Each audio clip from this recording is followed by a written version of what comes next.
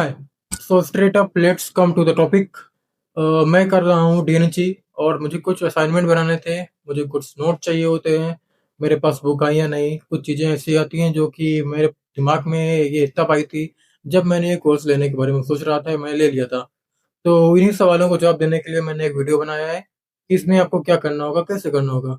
तो मैंने डीएनएचई कर रहा हूँ, डिप्लोमा इन न्यूट्रिशन साइंस, इग्नोउ से, जो कि एक ओपन लर्निंग यूनिवर्सिटी है, जिसमें आप अपनी फीस जमा करके ऑनलाइन अपना रजिस्ट्रेशन करवा सकते हैं। सॉरी। और साथ ही आपको सिर्फ असाइनमेंट लिख कर जमा करना होता है और अपना एक प्रोजेक्ट वर्क दिया जाता है, वो करके आपको सबमिट करना होता है। इसके बाद सीधे आपके एग्जाम होने लगते हैं। आपको कोई भी क्लासेस अटेंड नहीं करनी पड़ती, आपको कॉलेज में नहीं जाना पड़ता, कोई भी अटेंडेंस का चक्कर नहीं रहता। जैसे कुछ जगह पर आपको एक मिनिमम अटेंडेंस देनी पड़ती है, तो ये आप नहीं दे पाओगे। सॉरी, मतलब आपको नहीं देना होगा। आप सीधे जाकर अपना असाइनमेंट जमा करिए और आपका असाइनमेंट चेक होने के बाद आपके पास एग्जाम की डेट आ जाएगी।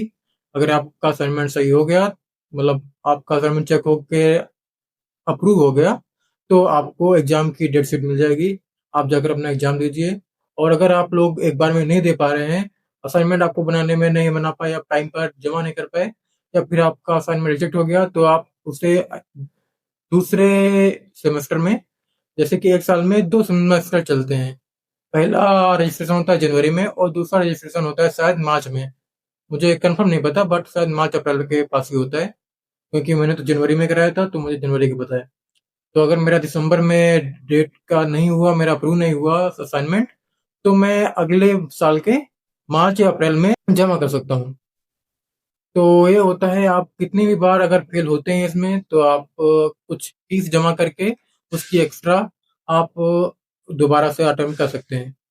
तो बाकी बात करें कि अभी इसके असाइनमेंट कैसे बनाने हैं, तो असाइनमेंट बनाने के लिए इनके कुछ क्राइटेरिया होते हैं। सॉरी, ये A4 साइज का पेपर आता है, फोटो कॉपी वाला, जिसमें मैंने पंच कर रखे हैं ऐसे। साथ ही मैंने एक पंच मशीन भी मंगवाई थी, वो भी दिखा देता हूँ। वो भी आपको दिखा देता हूँ, ये वाली, क्योंकि मार्केट में ऐसे सिर्फ दो पंच वाले करने के लिए अवेलेबल है। जो कॉलेज स्टूडेंट होते हैं वो स्पायरल करवाते हैं, तो उसकी मशीन तो मिल जाती है, बट मुझे अपने शहर में तो नहीं मिली, तो मैंने ये ले लिया था। इसमें 10 पेज एक बार में लग जाते हैं। पंच करके मैं लिखना शुरू कर देता हूँ। बाकी लिखना कैसे है, ये A4 साइज का फोटो कॉपी वाला पेपर है, इसमें मैंने यहाँ पर पंच कर लिया है। और उसके बाद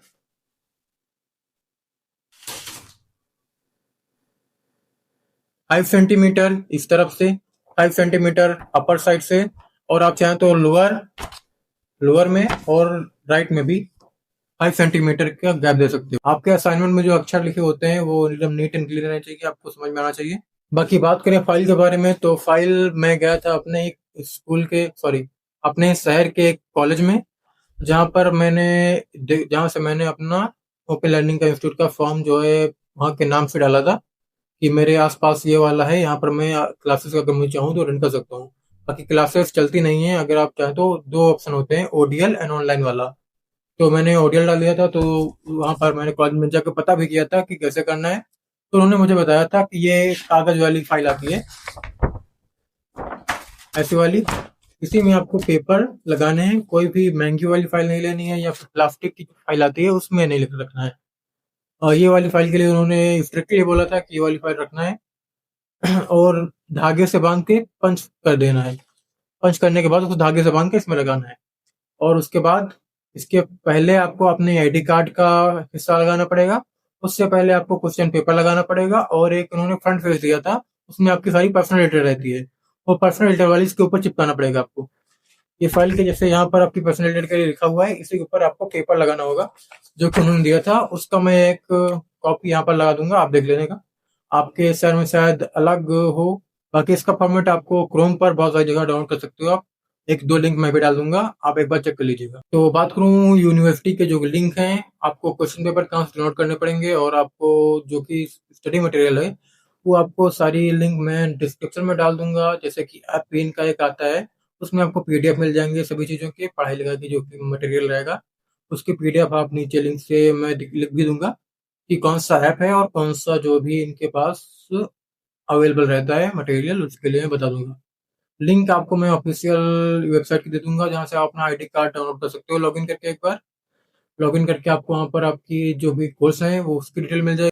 और एक प्लस पॉइंट की मैं बात करूंगा कि अगर आप ये कोर्स कर रहे हो तो आपको बहुत सारे ऐड मिलेंगे जो कि आपको बताएंगे कि मैं आपका असाइनमेंट करके दे देता हूँ, आपको पैसे देने पड़ेंगे, आपका असाइनमेंट, आपका जो भी सब कुछ होगा वो आपको लिख कर देंगे, आपको 100% मतलब मार्क्स की गारंटी भी देंगे।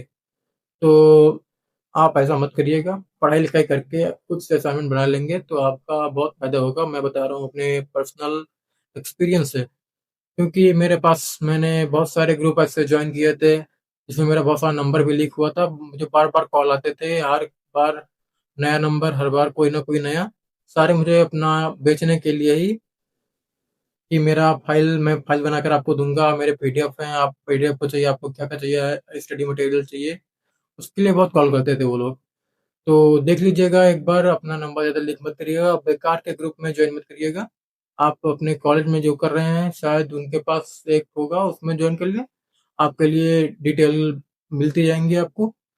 क्योंकि जब भी इनके कोई एग्जाम या कुछ हेल्ड होने वाला होता है तो वो खुद आपको ईमेल पर आपको नोटिफिकेशन कर दे देते हैं, तो मेरे पास आती हैं।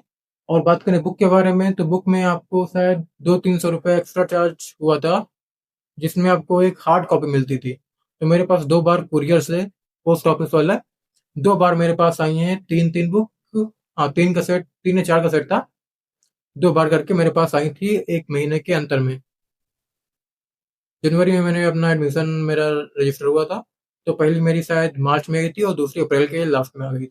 और अब अगर आपके पास कोई और इससे रिलेटेड क्वेश्चन है डीएनएचई के बारे में या इग्नू के बारे में, तो आप मुझे कमेंट बॉक्स में बता सकते हो, मैं उसका आंसर देने की कोशिश करूंगा। क्योंकि मेरे पास अभी खाली टाइम पड़ा हुआ है, मैं कुछ कर नहीं रहा हूँ, तो अभी खाली हूँ, रिप्लाई मैं सबका दे दूंगा। तो डेट्स इट।